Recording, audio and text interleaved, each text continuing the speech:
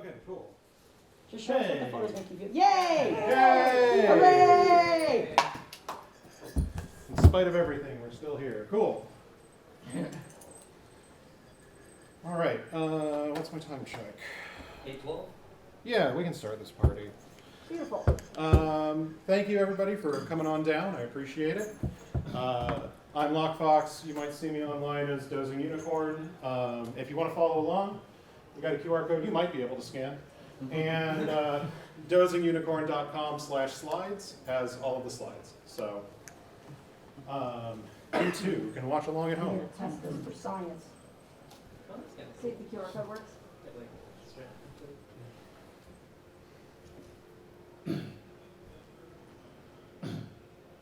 No, I don't think you like it. Okay, I didn't think I have enough. Whatever, it's fine. But dozingunicorn.com/slides if you want to go watch on your own phone and you can't see what's going on in the front. I've never seen this man. So, what are we going to talk about? We're not going to talk about fancy cameras, and we're not going to talk about stupid photography math, and we're not going to talk about video stuff because I am useless at video. But we are going to talk about how do you ask for photos. We're going to talk about how do you get more keepers, and we're going to talk about how to have more fun while we're doing things. This is meant to less be a review of like the rules and more of a list of little things to keep in your head when you're trying to take photos. Because at least for me when I was getting started, one of the things I've kind of found universal is that everybody has a fistful of photos that they've taken that are like, they're really proud of. They're like really good photos, you really want to show them off to everybody. And a lot of the time that feels like they were kind of happy accidents. And so what we're going to do here is give you some tips and tricks to think about so that those happy accidents happen more often and you can be more, like you can take active role in taking your photos. Again, we're not going to talk about rules. I'm not going to berate you about rule of thirds or frame and frame or leading lines or any of that stuff. There's a million hours of YouTube about it. I think it's, if you want to solve photography with math, that's the way you do it. We're going to talk about things that are like another level behind that are about what are you doing while you have the camera in your hands, not how do I make sure that I get exactly the right golden ratio and try to make sure that my HDRs or whatever. Like, we don't have time for that. I'm just a pig, I don't know any of this. So, as step 0, before we ever get started, we should make sure that we have our photo app ready. You can't see because I don't have enough. Can we dim the lights at all? Can't we dim the lights? That would probably help a lot. Let's make it one. Oh, yeah, that's helping a lot. Okay. Ooh, mood lighting. Wow. Okay, you can still see me. Everybody can still see. It's going to be a little faint here, but the things I like to point out is every phone camera has guidelines in it. In here we've set up rule of third lines. The one I really use is the level, and we'll talk about that a little bit later. Also, there's a whole bunch of other settings that will come along for things like, do you want to shoot with extra detail in RAW? We'll talk about that. Do you want to have your flash enabled? Probably not. Do you want to enable any of the other like special features that came with your phone? I don't know everybody's phone. I don't have an iOS, so like go and do some exploration on your own. But like toggle these around and see what works for you and get those set up before we start taking photos of people, because you don't want to sit there, hey, can I take a photo of you? Hold on a minute. Button, button, button, button, button. It's just going to be a minute, I promise. Oh, Just a fursuiters minute. love that. Minute, yeah. I mean, I'm that guy, but like, don't be that guy. Guilty. The next one to be encouraged is to make sure you clean off your lens. You know, these things are in and out of your pockets. They got your fingerprints all over them. So, you know, just give them a little wipe with your t-shirt. Your photos will come out clearer, cleaner. You'll avoid getting home and being like, there's a big old smudge on that person's face. We don't want any of that. Then, when we're out there, we want to make sure we're going to be polite with everybody. You know, we want to ask to take photos. We don't want to be a creep. And we also want to be sure that when we're taking photos, we consider our surroundings. Like, you don't want to be the person who stops the entire con because you've stopped everyone in the literal center of the narrowest part of the hallway to take your photo. Like, take a moment, take a step aside, make sure that, you know, everybody's comfortable and has, you're all working together and not making everybody's lives difficult.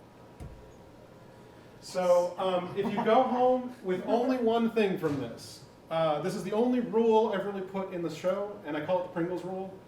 Don't take just one photo. When you got your camera out, the best rule I have for starting is take each photo 3 times, but take 3 different photos. So if you've got your camera out and you're taking a picture of a person, you know, you've got the basic one. You're gonna do 1, 2, 3, and then, oh, maybe you want to make them look really big, and you get all down, and you're like, oh yeah, you look really cool. 1, 2, 3, and then, oh, it's a group shot. Like, do it sideways. 1, 2, 3. And I know it's going to sound like, well, we're going to make a lot of wasted photos, but like, really, photos are teeny tiny. They are so much smaller than an MP3. They're smaller than all your video. And if you really hate it, you have to clean stuff up, you can just delete all the ones that aren't good. Drive.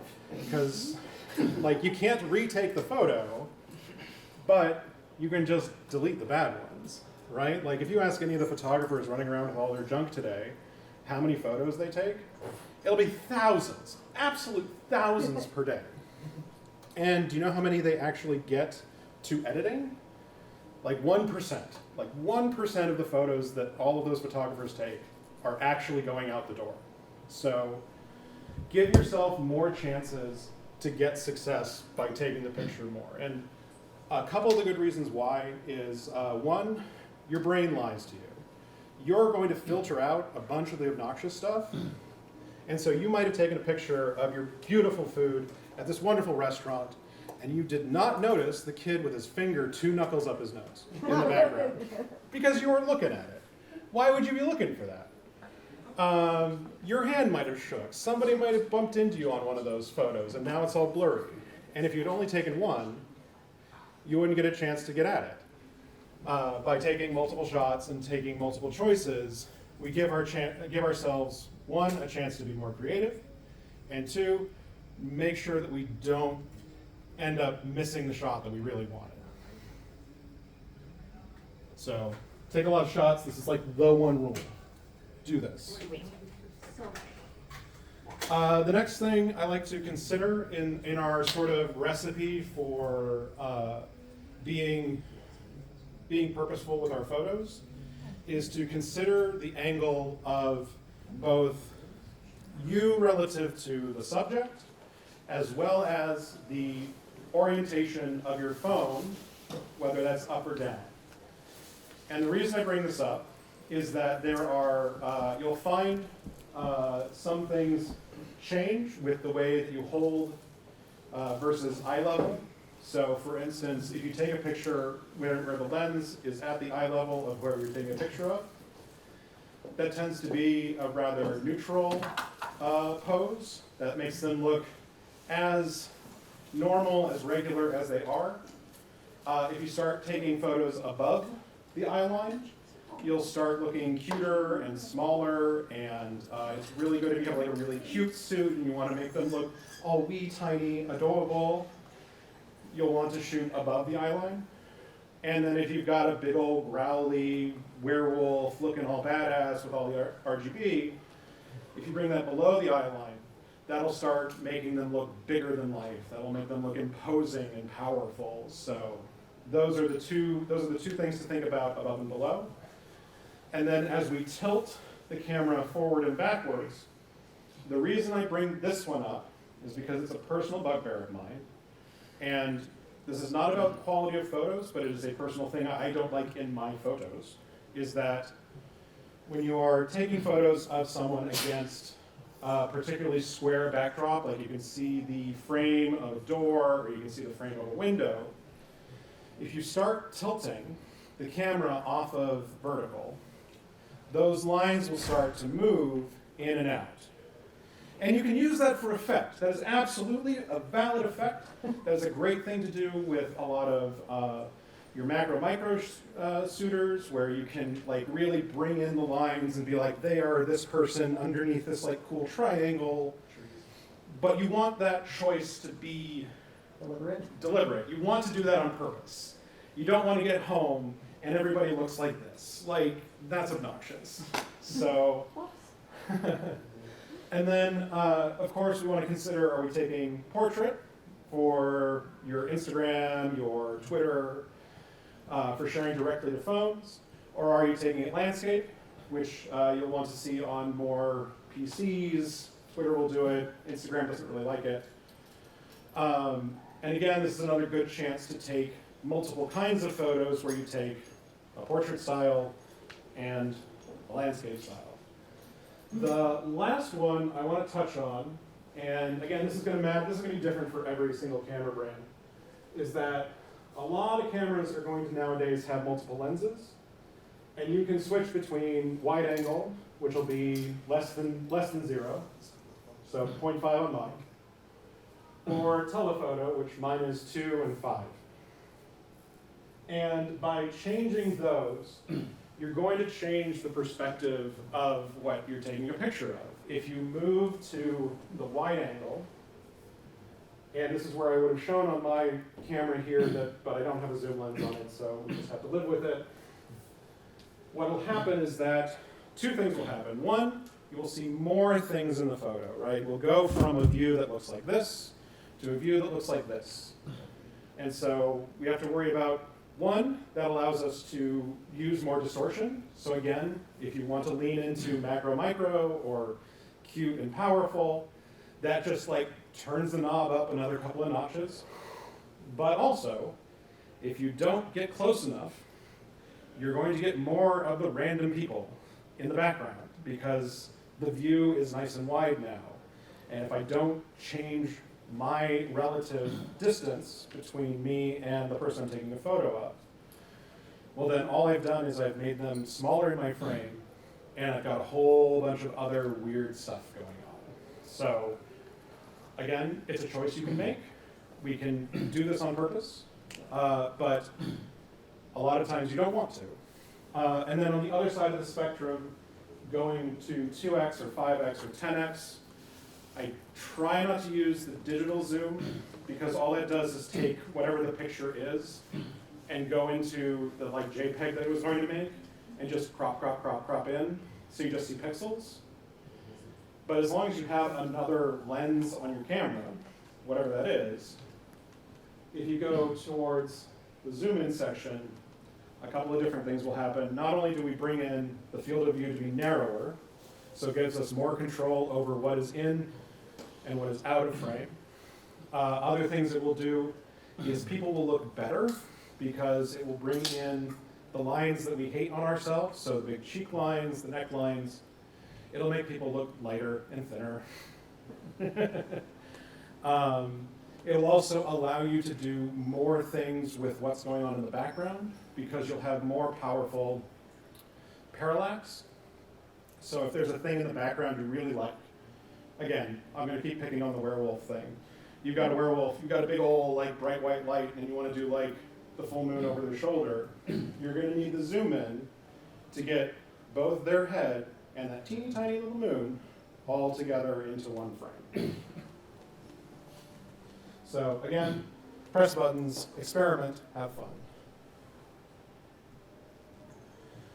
The next big hint I have is, so I like to think of how can I add to this photo, because it's very easy to just take sort of a photo that represents a record of something, right? You saw a bird, you took a picture of the bird, congratulations, there's the bird. You saw that suitor, great, you saw that suitor, you have a picture of them doing this. Like, that's great, but it feels kind of like Pokemon Snap, right? Like you've just sort of taken an ID photo. Is there something else we can add while we're out there in the sort of like, 10-second range around wherever we're standing? to make that photo better. So instead of just taking a picture of like this Halloween cat just sort of out in the world, well, what if we go around the wall where there's this window, and then they can be a creepy crawly rah through the glass. It just takes an extra couple of seconds to kind of look and do your MacGyver look of like, oh, do we have anything here I can work with?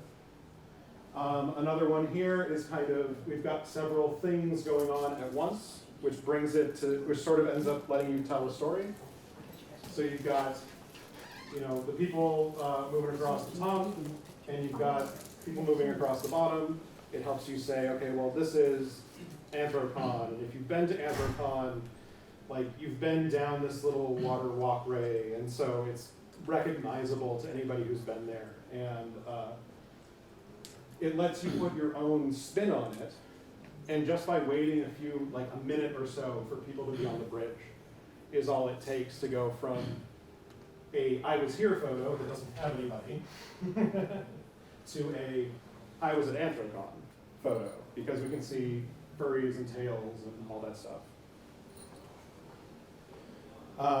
The things I like to look for, again, frames, things like doorways, windows, window panes. If you made me go take like a photo shoot in this room, I would be looking at these gray panels as a way to sort of move add texture and difference between what I was doing photos of. Also, the doorways here, I try not to get exit signs, but whatever. You kind of have to work with what you get. Other things to look at are lights that might be in the ceiling, or chandeliers is another popular one. It's a good chance. There are a lot of suits, there's a lot of venues you can go to where the chandelier will make a beautiful crown of whoever's standing there, and all you have to do is get like this low, and then you can get their head lined up with the chandelier, and you get like the whole beautiful light around them. Are there background elements? FC, for instance, has a series of these circle lights that are like this big around, that like are RGB at night. And so instead of just taking a photo, like timing when you want to be there to take a good photo, be like, oh, I know that's going to be beautiful at night. I'll show up at like 6 or 7, and people should be there, and I can go get my photos. And then the last few things, have I filled the frame? A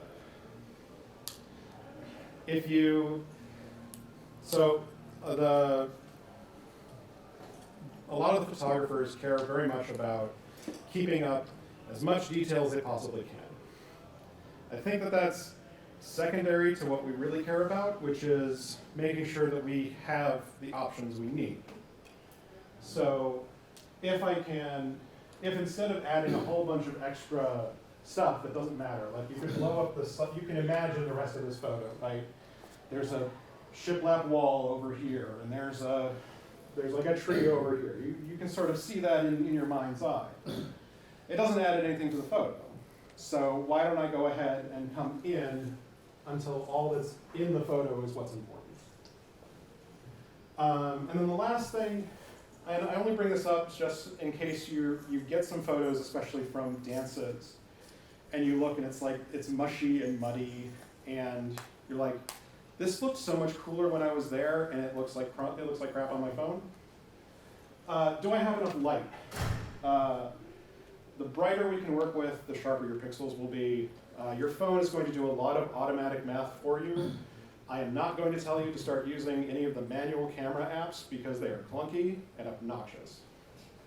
But the brighter it is, the more light the sensor can get in, the sharper the picture will be, the lower noise will be, the higher quality you get as the final image. Not required, but sometimes you end up in a challenging situation. You're like, the venue I like to pick on for this is Vancouver up in Surrey. Has these lights that come down like all through the hallway are just these recessed lights. And so if you're standing in the light, you look great. And if you stand 2 feet back, you're in the dark, and you look awful. So this is a chance to say, you know, look around and be like, oh, like the insides of your eyes are all dark and you look kind of like a haunted monster. Maybe I should take 2 steps forward until you're actually in the can light. Next, I want to talk about, can I take your photo? We should always be asking, we should always be polite. Most everybody is more than happy to have their photo taken.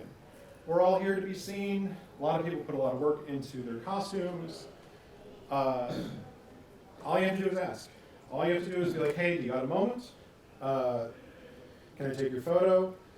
I personally like to also, before I ask, have like a plan in mind. So I don't like I said at the start, I don't like stopping people right in the middle of the lane and being like, hey, stop right there, let's take a photo, go on.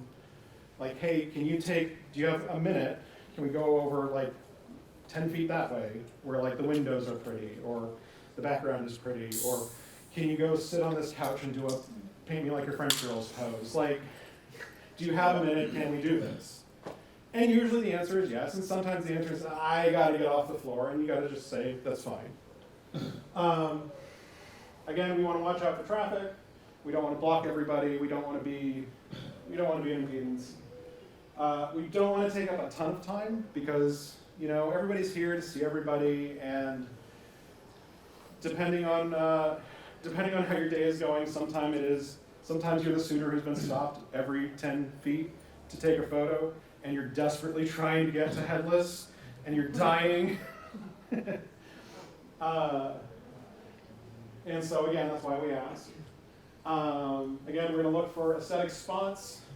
Again, it's just looking up, taking a quick inventory of what is around within 10 steps, 15 steps. Ask people if you can send along their photos. Honestly, most suitors never see the photo, any of the photos that are ever taken of them at any time. And it breaks my heart, right? Like, you go through all the trouble to be seen, you know you were stopped 20, 40, 50 times, and not a single one of those photos comes back online. And you're like, is there anything, was there something wrong with my face? Like, so ask them if they have like an Instagram or a Telegram or a Twitter, and you can at least, you know, I saw them at so-and-so. We like tagging people, and if you're just too filled with anxiety to ask people how to DM them, you should upload to FurTrack and let the people at FurTrack hunt down what their name is so that they can get tagged, and then they can go look themselves up on FurTrack. Because at the bare minimum, that system is there. And again, speaking of FurTrack, I know that it's a little intimidating to be around all of the people with all of the gear and all of the people trying to take this very seriously. But honestly, having any photo, any reasonable photo of yourself, even if it's like an iPhone 4 photo and it's barely, you can barely make anything out, that is better than 0 photos. So please, you can upload as like photographer redacted if you really don't want any credit. But please, I'm begging, on my hands and knees, upload to FurTrack. Oh, but cull your photos before you do that. Don't just take your entire photo roll and upload 1,000 of them. I've seen people do that. Don't. Pick good photos and then upload them to FurTrack. Also, I kind of love the Mods will convention thank crew sad more photos. All right, so I'm kind of saving the best for last here because I want to talk about posing, because again, we're going to get people to stop for a second and we want them to look their best. And if you're in suit, you want to look your best, right? So for instance, I am a large man, and therefore, I don't want to have like my gut hanging out. And most other large men don't want to have their gut hanging out. I mean, unless that's your thing, but this is also safe for Andy.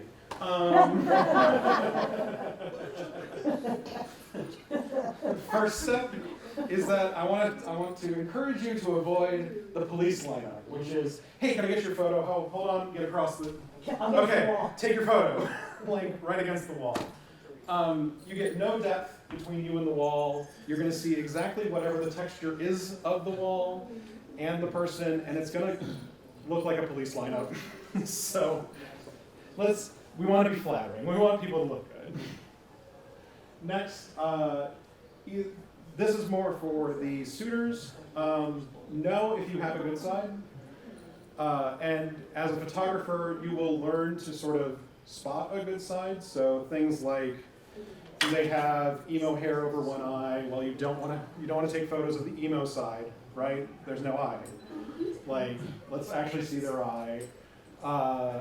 Do they have like a gold tooth in their jaw on one side but not the other? Do they have any accessories that are not the same on both sides? You'll probably want to show off those accessories. Again, for suitors, but photographers can help here too. Have a couple of poses in mind. I keep telling people to vogue, and well, I guess you have to be a certain age of gay to know what voguing is.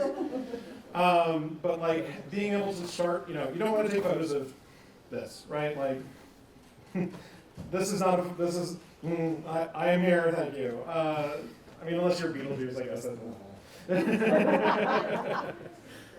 like, you're gonna want to bring your hands up, you're going to do things on your hips, on your face, and encourage people to take multiple poses, because again, we want to take multiple pictures. So like, hands up, on the face, looking cute, very scared, like, there's like 4 photos right here, just moving your hands around. And the other thing I like to encourage people, if you're taking photos of just this with the hands, is be cognizant of where the paw pads are, because you may want to show those off. Maybe they have some beautiful mochi beans going on.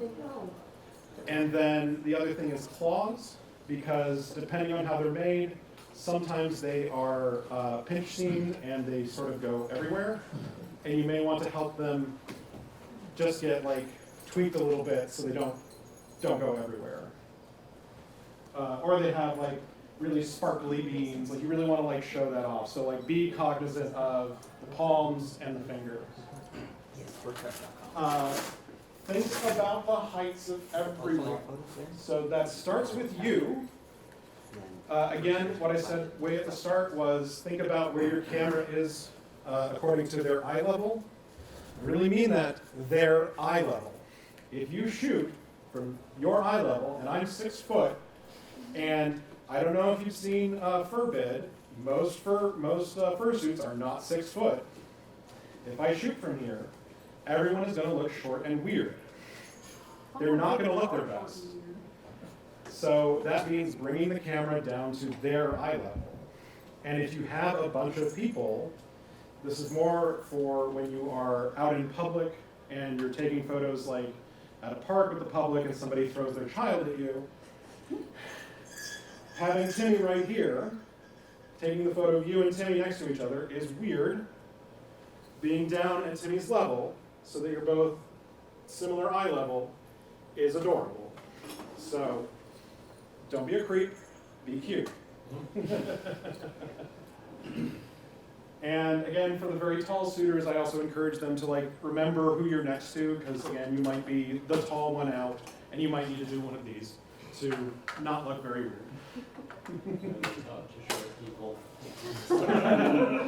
Again, we have to be safe for Andy. You can't just lift them up on the wall and pin them.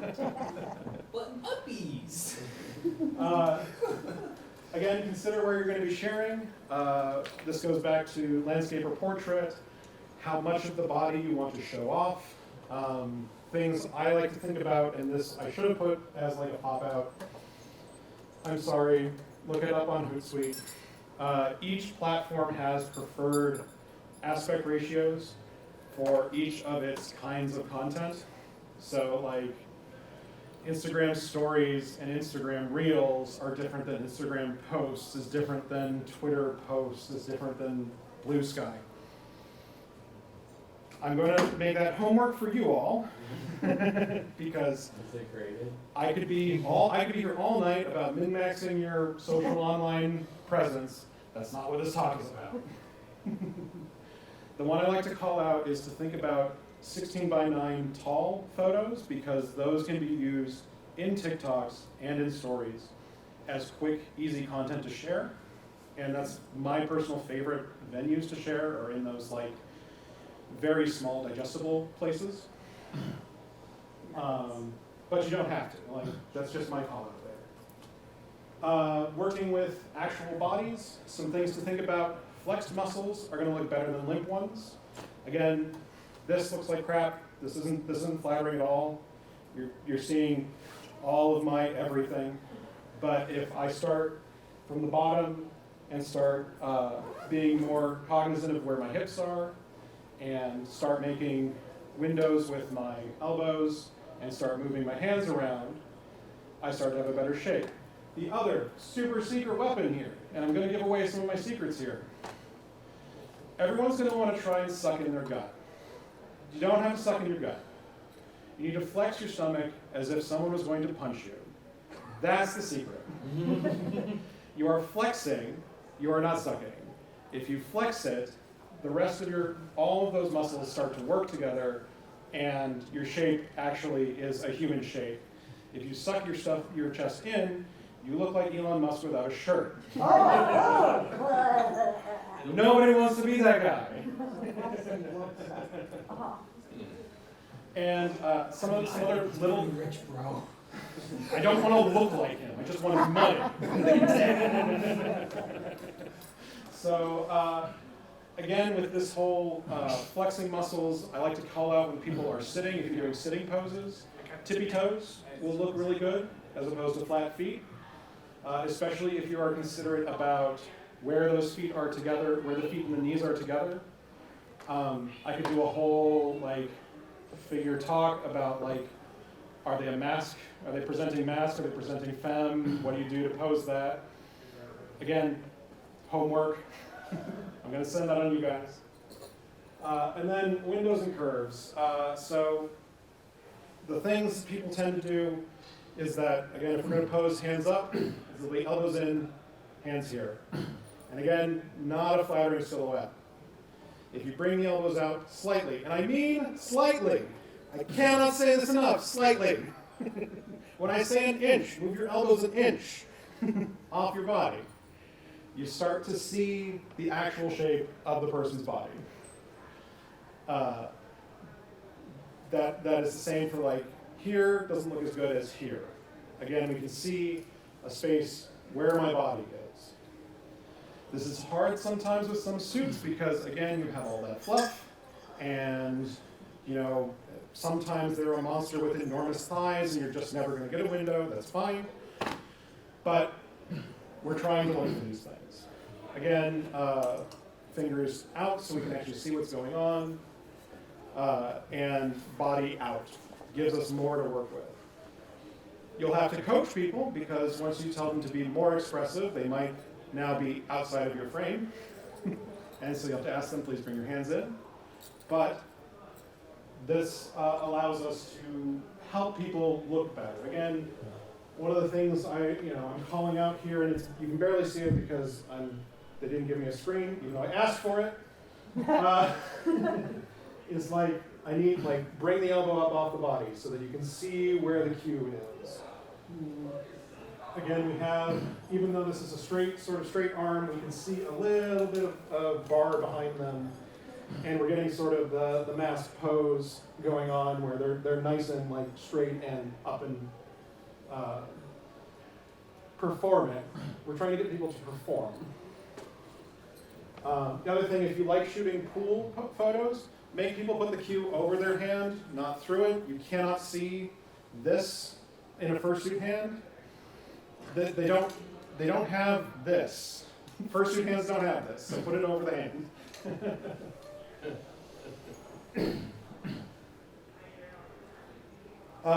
And then, I believe this is my last slide. I want to call out that literally every photo ever taken is edited. And I don't care if somebody is a jerk on a forum saying that I never edit my photos, they come out perfect every time. Lies. By choosing a frame, you have made an edit. The other thing I like to call out is that phones are designed to make okay photos for 1 billion people. They're not designed to make great photos automatically. So learning your way around some basic editing is a great way to get more out of the camera equipment you already have without going down to Kenmore Camera and throwing down $1,000. So if you're in town, Kenmore Camera rules. They'll get you some used gear. It's great. Hashtag not sponsored. Use backplays. Hashtag sponsored. The things I like to call out is that so photography is a chance for us to show people how we see the world. And so sometimes that for some people is like saturation to 11 and everything is bright and Hello Kitty Sanrio everything. If that's your aesthetic, steer into it, go for it. And maybe your stuff is like super dark, comic book villain, grainy, whatever. Also valid. But again, we want to make that choice. We want to say, that's the way I see it, that's the way I want it to be seen. And the only way to get that is that you're gonna have to edit. I'm sorry, that's just the way, that's what we get for having beautiful cameras in our phone, in our pockets that can only do so much. Some things I like to call out. Well, first I like to call out, think of your favorite movies, art, and photographs, and what you love about them. Is it the colors? Is it specific colors? Is it how bright it is, how dark it is it high contrast, is it low contrast? Like, there's a big visual difference between who's the Steve Zissou guy? I'm spacing. Who? God, the filmmaker who always makes the cookie films. Grand Budapest Hotel. I'm sorry. Wes Anderson. Wes Anderson. There's a great. Yeah, thank you. There we go. We'll get there eventually. So there's a huge difference between Wes Anderson and a Marvel movie, right? You understand that just by looking at 2 frames together. But you may not yet until you sort of sit down and think about it. Why do they look different? What is going on between the two that changes the way that you like out of those that you want to take? So if you're a Wes Anderson fan, there are 100 YouTube videos that are going to talk about like his perspective and all, like a lot of his composition techniques, but like you know that he never uses, there's never like a full black frame. So you know that your photos can't ever really be dark, right? And you know that all of the colors are very pastel and soft, and there's not a lot of sharpness in any of the photos, so like everything looks a little dreamy. Nostalgic. These are all things you can do, and they are little sliders in these apps that you can just add. Some apps to call out, you can get Lightroom Mobile for free, kind of, mostly. Asterisk, it's an Adobe product, they want your money. $10 a month for the entire pack is actually not a bad deal, but it's also Adobe and they're evil. Snapseed is really good if you are a nerd and you really like having all of the controls at your fingertips. That one's on Android, that one's free. I was told Halide is great, but it's paid and it's on iOS, but I don't shoot iOS, so your mileage may vary. And then if you're on desktop and you don't want to spend any money, Raw Therapy is out there, but it is GIMP. So again, that one's for nerds. Your mileage may vary. The other call out I'm going to have here, and I really should put a point for it, warm and cold is really important. And I don't have some good samples really handy for this. But I'm going to caution you, if you're going to take pictures of white fur, be careful that it stays white. When we're in a room like this, our eyes are going to compensate and say that white is white. Your camera does not. Your camera sees pixels and photons, and it says it is yellow whatever. And you don't really want to show pictures of people who think that they have white fursuits, but they're all like yellow. So You're going to want to look at white balance, It's like and Smucker's thing. adding coolness and blueness tends to make whites look whiter. That's the way bleach works. All right. As sort of a conclusion here, this is supposed to be fun. I know a lot of us take this way too seriously and spend way too much money on it, and What? need better hobbies where we actually. Oh wait, no, this does make me go outside. Anyway, you're supposed to go out there, have fun, experiment, try things out. Again, the photos are tiny. You could take 1,000 photos at this con and you will not fill up your phone. And you could take, and those photos could be of anything. They could be fursuits, they could be your dinner, they could be your roommate's butt that's sticking out of their bed while they're trying to get up in the morning. Like, you could take all of the photos. And that's the only way you're going to find out, it's the only way you're going to get better, it's the only way you're going to find out what you like, and it's the only way you're going to find your voice. I encourage people that have started sort of like they enjoy doing photography, but they feel like they're kind of just going through the motions, to sort of take a step back and think about the things you really, really love. Pick out artists that you really enjoy, and that's visual artists of any kind, whether they're painters or filmmakers or photographers or any collage artists, whatever they're doing. Look at their work and think about why you love it. And the other thing I like to encourage people to do is try to get a diversity of content if you're really getting into photography, because it's way too easy to just be in the white guys with money sphere, because that's YouTube. Like, it's white guys with money. And there are some very talented white guys with money, but they're all white guys with money. And when you get a chance to see the perspective from another set of eyes, it really makes this art form come alive. There are some artists here in Seattle who specialize in cataloging the rural peninsula, and others that are, I know one woman who is embedded in the cruiser car culture down in South Seattle, and her work is beautiful. And there's no way I would ever know that that stuff even existed in this town if I didn't go reach out to try and get away from the algorithmic normal noise. So try to reach out and expand outside of those first order ideas. And again, like I said, this is our chance to show people the way we see the world, and whether that's purely technical and showing people exactly how it was, or if you are trying to invoke emotions or specific colors, or you just really love tinting everything pink. I don't know anybody who's like that. This is your chance to do it. And there are so many opportunities to do so much cool stuff with just the camera that's in your pocket. And you don't have to go into debt.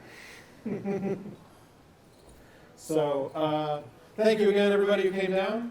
I did ask for a very long section so we could have a bunch of Q&A time. Here are my socials. Follow me. Book me. Pretty please. He's very cool. I have a studio in Marysville. You can come up and look extremely gorgeous. See my art up in the art show. Thank you. Yay! Again, we've got 30 minutes on the schedule. If anybody has questions, I'm more than happy to talk one-on-one. If there are, now I will talk about gear if people really want to talk about gear. More than happy to get as technical and weird as you guys want to get in the 30 minutes I got. We do the weird stuff. White pink. And we're available I for could you. let you guys all know we do have quite extensive photography show going on, the art show. So if you guys want to check out a lot of great photographers, go check out the art show. That's great. Yeah, we haven't walked through here yet. We should. 7:06, just What, over there? there. I'll be open again tomorrow noon. Oh, cool. Perfect. Thank you. Including you can see You can see my thing. photos, yeah. Yes. I appreciate it. because I'm a weirdo who adores printing. That's I can't go into film because I overwrote printing. I like photography that's in the art gallery. Oh, thank you so much.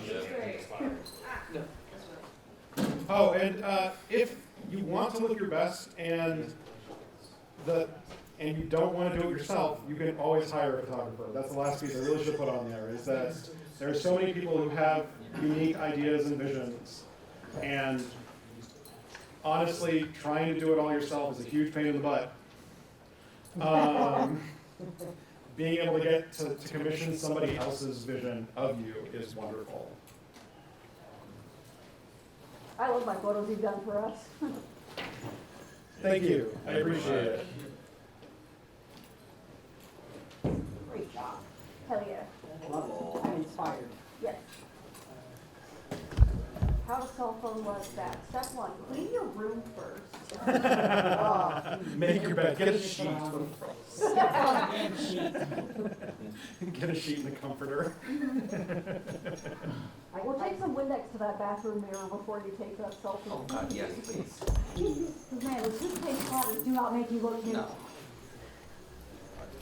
Yeah. Absolutely sorry. Yeah, go do it. Good from what I saw. Oh, thank you.